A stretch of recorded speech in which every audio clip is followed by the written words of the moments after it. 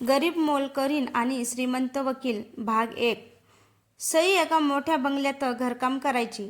आई आजारी होती आणि लहान भावाचं शिक्षण तिच्याच कमाईवर चालत होतं.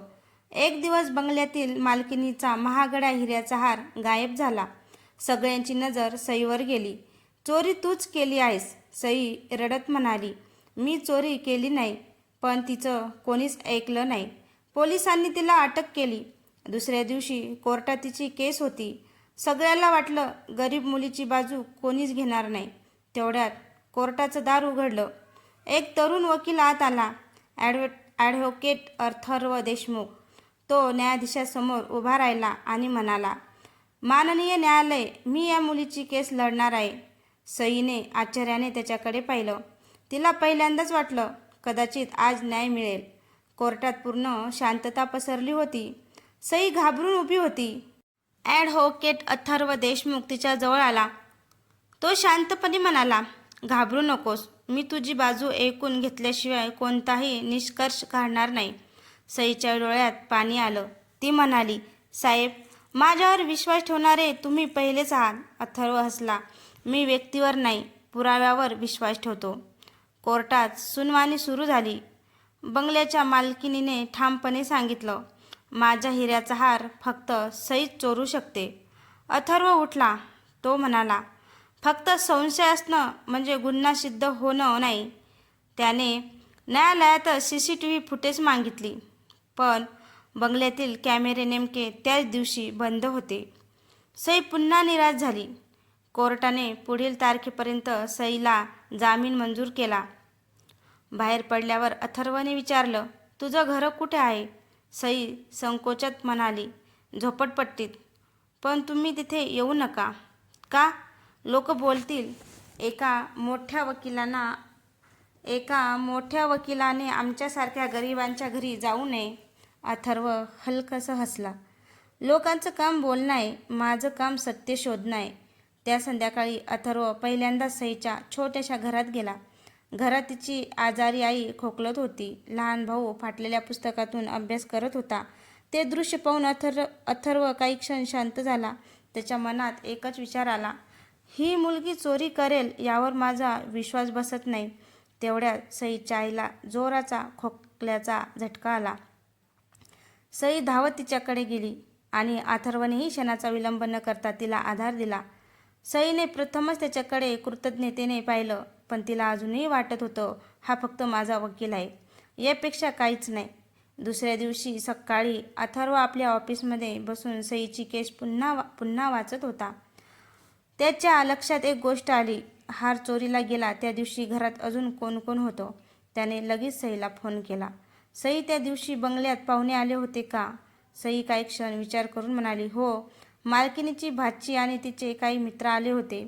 अथर्वच्या चेहऱ्यावर हलकसं स्मित आलं. मग आपल्याला तिथूनच सुरुवात करायची आहे. दुसऱ्या दिवशी अथर्व पुन्हा त्या बंगल्यात गेला. त्याने प्रत्येक नोकराशी वेगवेगळे बोलणं सुरू केलं. सगळ्यांची उत्तर सारखीच होती, पण एक वृद्ध माळी थोडा घाबरलेला दिसत होता. अथर्वने शांतपणे विचारलं, काका, तुम्ही काही पाहिलं होतं का? माळी म्हणाला, साहेब, मी काही बोललो तर माझी नोकरी जाईल. अथर्व हसला. मी तुमचं नाव कुठेही येऊ देणार नाही. माळीने आजूबाजूला पाहिलं आणि हळू आवाजात म्हणाला, सईने चोरी केली नाही. अथर्वने विचारलं, मग कोण? माळी म्हणाला, मी स्वतः पाहिलं. हार हरवण्याच्या थोड्याच वेळाआधी मालकिनीची भाची तिच्या खोलीतून घाईघाईने बाहेर पडत होती. अथर्व काही बोलणार इतक्यात माळीचा मुलगा धावत आला. बाबा, चला लवकर, आईची तब्येत बिघडली आहे. माळी तिथून निघून गेला. अथर्वच्या हातात आता एक धागा लागला होता, पण तो पुरावा नव्हता.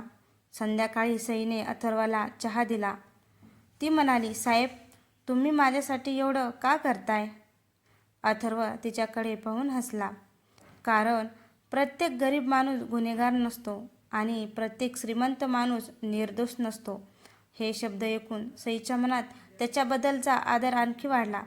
तिला पहिल्यांदाच वाटलं, जगात अजूनही न्यायावर विश्वास ठेवणारी माणसं आहेत. सईच्या मनात आता अथर्वबद्दल आदर निर्माण झाला होता. पण अथर्व मात्र फक्त केसवर लक्ष केंद्रित करत होता. दुसऱ्या दिवशी त्याने पुन्हा बंगल्यात जाऊन सर्व नोकराशी चौकशी केली. तेवढ्या स्वयंपाकघरात काम करणारी कमलाबाई त्याच्याजवळ आली. ती हळू आवाजात म्हणाली, साहेब साहेब मला काहीतरी सांगायचं आहे. अथर्व तिच्यासोबत बाजूला गेला. कमलाबाई म्हणाली, सई ज्या दिवशी चोरी झाली त्या दिवशी ती दिवसभर स्वयंपाकघरात माझ्यासोबतच होती. अथर्वने आश्चर्याने विचारलं, मग कोर्टात हे का सांगितलं नाही? कमलाबाईच्या डोळ्यात पाणी आलं. मालकिनीने धमकी दिली होती, जर मी सईची बाजू घेतली तर मला नोकरीवरून काढून टाकेल. अथर्व गंभीर झाला. तुम्ही सत्य बोलायला तयार आहात का? कमलाबाईने ठामपणे उत्तर दिलं, हो. आता मला भीती वाटत नाही. त्या संध्याकाळी सई आपल्या आईला औषध देत होती. अचानक दारावर टकटक झाली. दार उघडलं तर अथर्व उभा होता. त्याच्या हातात औषधाची पिशवी होती. सई आश्चर्याने म्हणाली, साहेब तुम्ही? अथर्व हसत म्हणाला, डॉक्टरांनी ही औषध लिहून दिली आहेत. काकूंचा उपचार थांबायला नको. सईच्या आईच्या डोळ्यात अश्रू आली. ती म्हणाली, बाळा आजच्या काळात परक्या माणसासाठी एवढं कोण करतं? अथर्व हसला. आज मी वकील म्हणून नाही, माणूस म्हणून आलो आहे. हे ऐकून सई काही क्षण त्याच्याकडे पाहतच राहिली. तिच्या मनात पहिल्यांदाच एक वेगळी भावना निर्माण झाली, पण तिने ती स्वतःपासूनही लपवली. त्या रात्री अथर्व घरी परतत असताना त्याच्या आईचा फोन आला. अथर्व, उद्या एका मोठ्या उद्योगपतीची मुलगी तुला पाहायला येणार आहे. अथर्व काही क्षण शांत राहिला. त्याच्या डोळ्यासमोर मात्र सईचा निरागस चेहरा तरळत होता. दुसऱ्या दिवशी सकाळी अथर्वची आई घरभर लगबग करत होती. अथर्व आज वेळेवर घरी ये, मुलगी आणि तिचे आई वडील येणार आहेत. अथर्व शांतपणे म्हणाला, आई मला अजून लग्न करायचं नाही. आई हसत म्हणाली, प्रत्येक मुलगा असंच म्हणतो. अथर्व काहीच बोलला नाही. तो थेट कोर्टात गेला. आज सईच्या केसची पुढची सुनावणी होती. कोर्टात कमलाबाई साक्ष देण्यासाठी उभ्या राहिल्या. त्या ठाम आवाजात म्हणाल्या, सईने चोरी केलेली नाही. ती त्या दिवशी पूर्ण वेळ माझ्यासोबत स्वयंपाकघरात होती. कोर्टात कुजबूज सुरू झाली. मालकिनीच्या चेहऱ्याचा रंग उडाला. न्यायाधीशांनी पुढील तपासाचे आदेश दिले. सईच्या डोळ्यात आनंदाचे अश्रू आले. ती अथर्वकडे पाहत म्हणाली, साहेब आज पहिल्यांदा वाटतंय की मला न्याय मिळेल. अथर्व फक्त हसला. सुनावणीनंतर दोघे कोर्टाबाहेर आले. अचानक जोराचा पाऊस सुरू झाला. सईकडे छत्री नव्हती. अथर्वने स्वतःची छत्री तिच्यासमोर धरली.